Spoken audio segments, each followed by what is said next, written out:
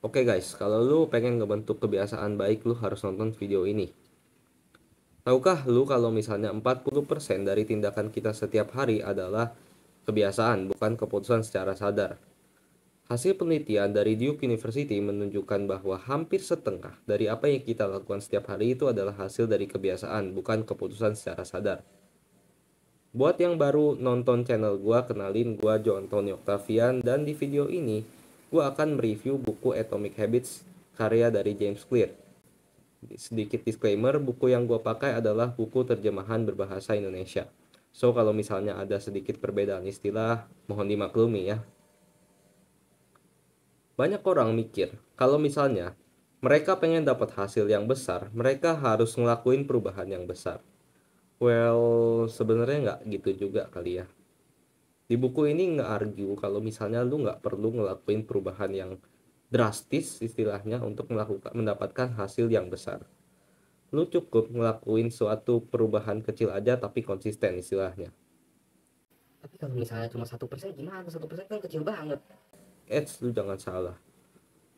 Dengan lu jadi 1% lebih baik setiap hari aja, menurut buku ini, lu udah jadi 37,78 kali lebih baik dalam setahun. Sebaliknya, kalau misalnya jadi lebih buruk 1% setiap hari, lu akan mengalami penurunan hingga 0,03, yang mana angka itu mendekati 0.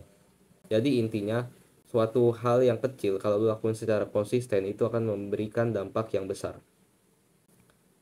Sebelum lu masuk ke step by step, cara membentuk kebiasaan yang baik, gua harus jelasin dulu apa itu definisi dari kebiasaan.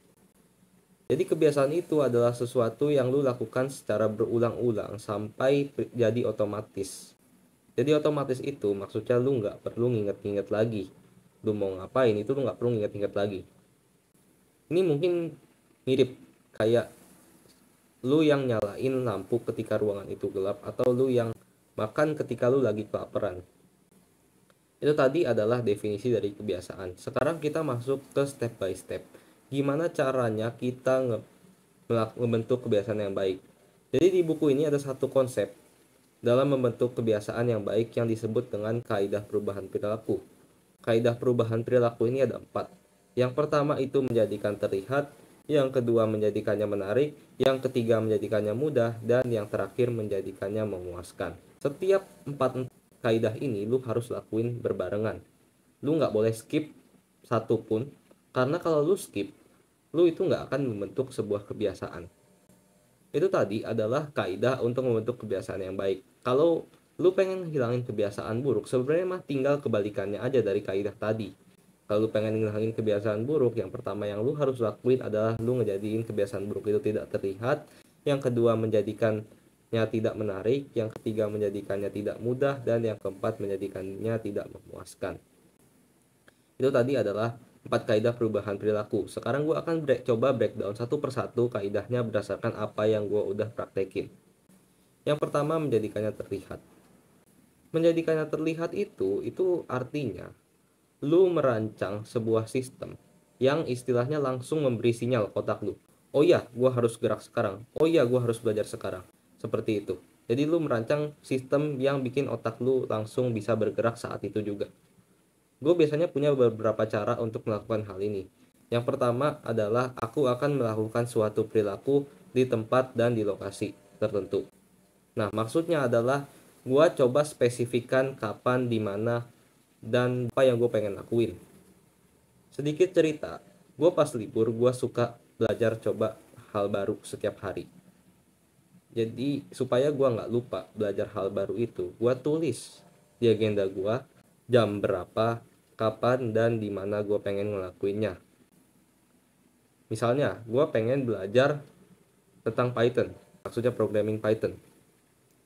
Gue coba belajar misalnya di meja belajar dan di jam 8 pagi. Gue pengen lakuin itu besok. Dan sebisa mungkin gue juga spesifikan. Gue misalnya pengen belajar Python tadi. Gue pengen ngapain belajar Python tentang apa? Nah, misalnya tentang tipe data di Python. Tadi yang pertama dalam kaidah menjadikan terlihat adalah membuat seperti kayak agenda yang istilahnya udah mencakup informasi spesifik tentang apa yang lu pengen lakuin. Yang kedua adalah lu membuat petunjuk suatu kebiasaan. Nah, membuat petunjuk itu maksudnya adalah lu merancang lingkungan lu supaya mendukung apa yang lu pengen lakuin. Misalnya gue suka belajar tadi programming di komputer, dan gue pengen lakuin itu di meja belajar kan tadi. Nah, di meja belajar gue sebisa mungkin sebelum gue belajar gue udah taruh komputer di meja belajar gue supaya oh ya gitu ngeliat komputer, oh gue harus gerak sekarang, gue harus belajar sekarang, kayak gitu. Tadi adalah kaidah pertama, yaitu menjadikannya terlihat. Yang kedua adalah menjadikannya menarik. Kenapa sesuatu itu perlu dibuat menarik?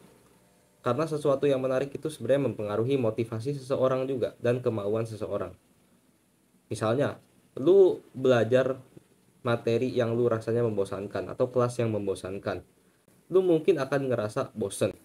Tapi lu mungkin tidur di kelas misalnya. Atau mungkin yang paling parahnya lagi lu pengen pulang. Sebenarnya sama. Kebiasaan itu juga seperti itu.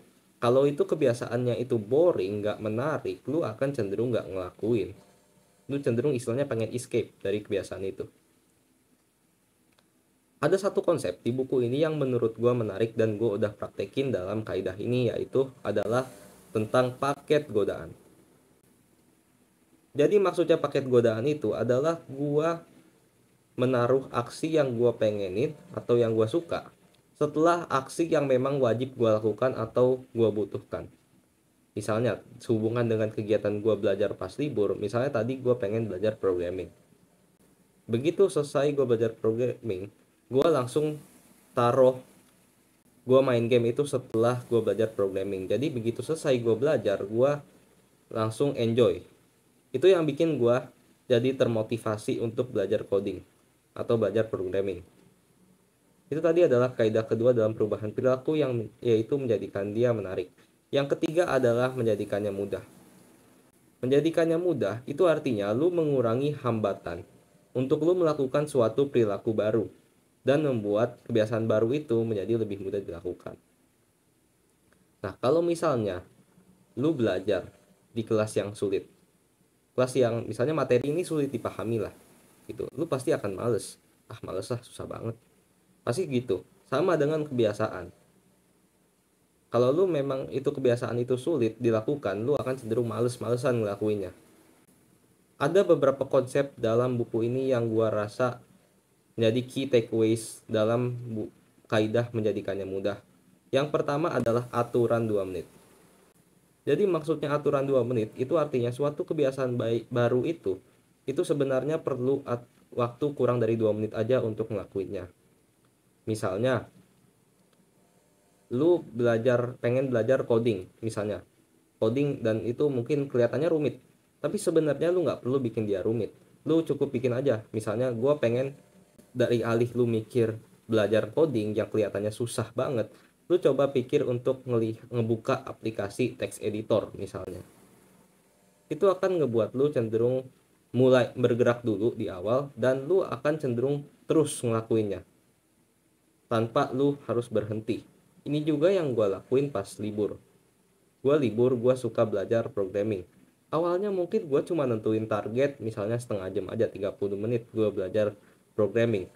Tapi begitu gue jalanin, gue nemu problemnya, gue tertarik sama sesuatu konsep misalnya yang gue kurang paham atau yang memang gue tertarik aja, itu tadinya gue pikir 30 menit itu bisa jadi 1 jam, bisa jadi mungkin 1,5 jam. Jadi itu artinya lebih dari target yang lu udah tentukan.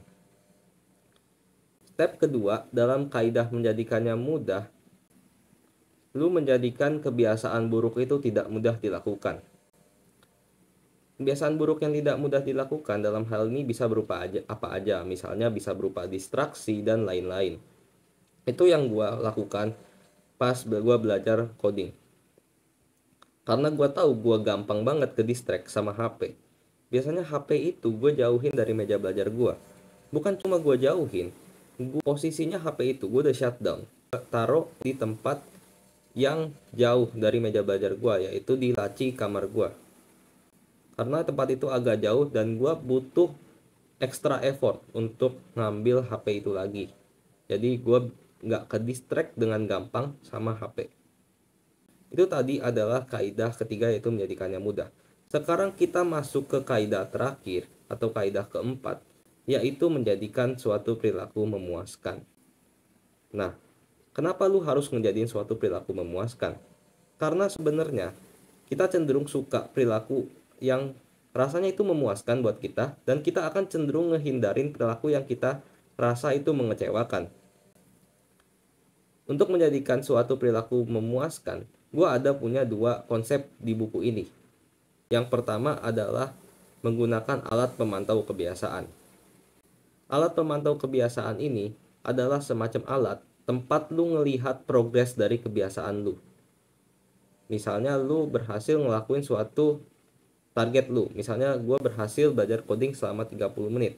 Mungkin tadi gue udah tulis di agenda gue, target gue adalah belajar coding 30 menit. Tapi alat pemantau kebiasaan itu, misalnya lu taruh checklist di agenda lu.